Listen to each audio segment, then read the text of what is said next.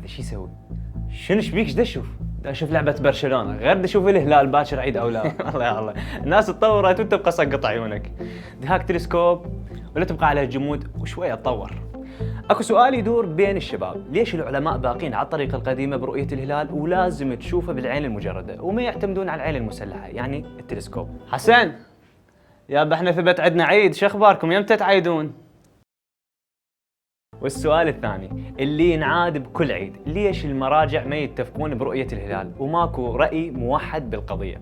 وهنا أطلب دقائق من وقتك تخلي هذا الفيديو ملء الشاشة وتعوف الإشعارات اللي تجيك وتفتهم الموضوع كله، لأن الناس عبالها اختلاف المراجع سببه إنه يجي واحد المرجع يشهد أمامه فيصدق بيه، يروح للمرجع الثاني هم يشهد فيقول له أنت شكلك مو راحة، يمكن كذاب، امشي اطلع برا. الاختلاف يا احبائي ما له اي علاقه بسالفه مرجع صدق الشهود ومرجع كذبهم، هذا فهم سطحي للامور، انما الاختلاف علمي وتخصصي بامتياز، وحتى تكون المساله واضحه عندك هاي 5 معلومات فلكيه وفقهيه تحكي لنا قصه الهلال. المعلومه الاولى، كيف يولد الهلال؟ القمر لما يخلص دوره الشهر السابق يرجع لنقطة النهاية المحاق أو المحاق، وتصير الأرض والشمس والقمر على مستوى واحد يسمونه الاقتران، يعني مستحيل ينشاف، لأن الجانب المظلم منه يكون لجهة الأرض والجانب المشرق يكون لجهة الشمس، وتبدأ ولادة القمر للشهر الجديد بخروجه من المحاق، فيغير موقعه بحيث تظهر زاوية من القسم المنير ويقدر يشوفه الإنسان، وهذا هو الهلال. المعلومة الثانية، عوامل الرؤية. وأنت واقف على عمارة عالية ببغداد وتراقب الهلال، فاحسب حسابك اكو 3 عوامل مهمة تحدد امكانية الرؤية. اولا، حجم الهلال، يعني كل ما كانت الزاوية اللي طلعت من الجزء المنير اكبر فهذا افضل للرؤية.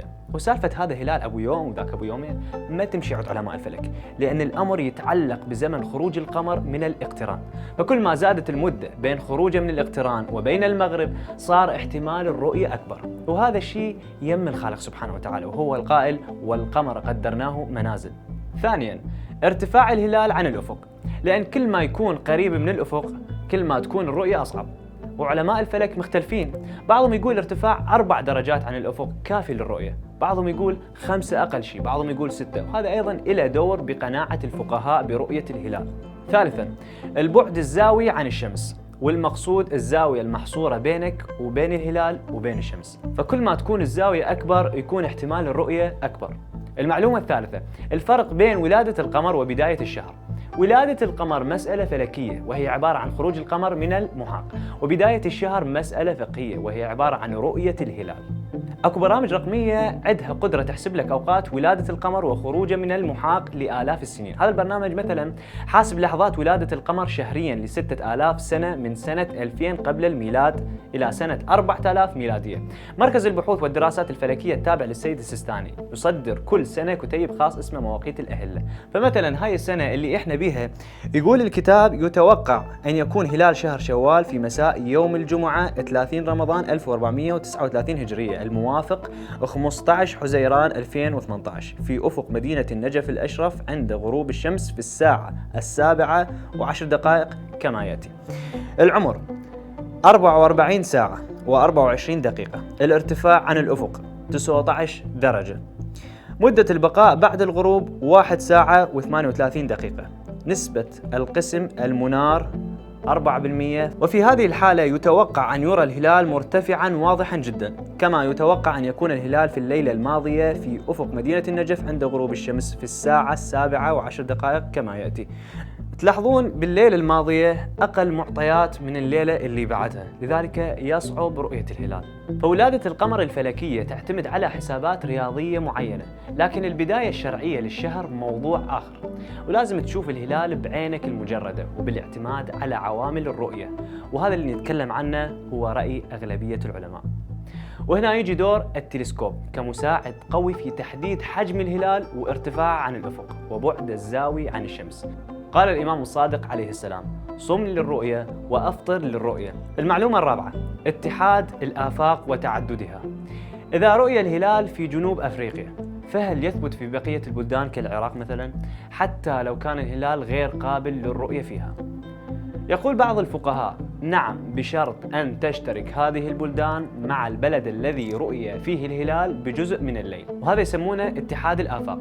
مجموعة أخرى من الفقهاء ترى أن الشهر القمري يدخل في كل مكان بحسب إمكانية رؤية الهلال في أفق ذلك المكان نفسه، وهذا يسمى اختلاف الآفاق. واكو حالة الكل يتفق عليها، وهي إذا انشاف الهلال بالبحرين أو قطر مثلا وكان الجو غائم بالعراق، بس المواصفات الفلكية للهلال يعني عمره ودرجة ارتفاع أو غيرها كانت بالعراق أفضل من مواصفاته بالبحرين وقطر، فهنا يحكم بالثبوت في العراق لأن الأفق بين هذه البلدان متفق. المعلومة الخامسة والأخيرة، كيف يقبل العلماء شهادات الناس بالرؤية؟ اكو شروط لقبول شهادات الناس برؤية الهلال، لأن أنا وأنت كمقلدين مخلين عملنا برقبة المرجع، وبالتأكيد شخص بموقع المسؤولية أمام الله ما يقبل الكلام شلون ما كان. أولاً، ألا توجد شهادات معارضة تحتوي تفاصيل تتناقض مع الشهادة الأولى. ثانياً، ألا توجد معارضة حكمية، فمثلا لو خرج في مدينة معينة 100 شخص للاستهلال وما شاف الهلال منهم بس 2، وكان اكو ضمن ال 98 الباقين اشخاص بنفس قابليات الاثنين اللي شافوا الهلال من ناحية قوة النظر ومعرفة مكان الهلال، ونفترض ان الجو كان صافي، فليش ما حد شاف الهلال بس ذول الاثنين؟ يقول الامام الصادق: وليس رؤية الهلال ان يقوم عدة فيقول واحد قد رأيته، ويقول الآخرون لم نره.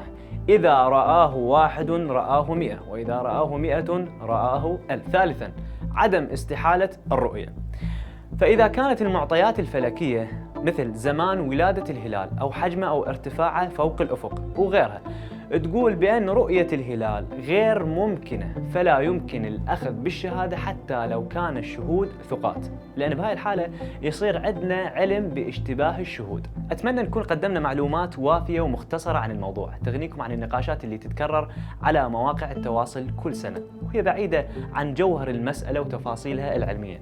وعيد مبارك، وكل عام وأنتم بألف خير.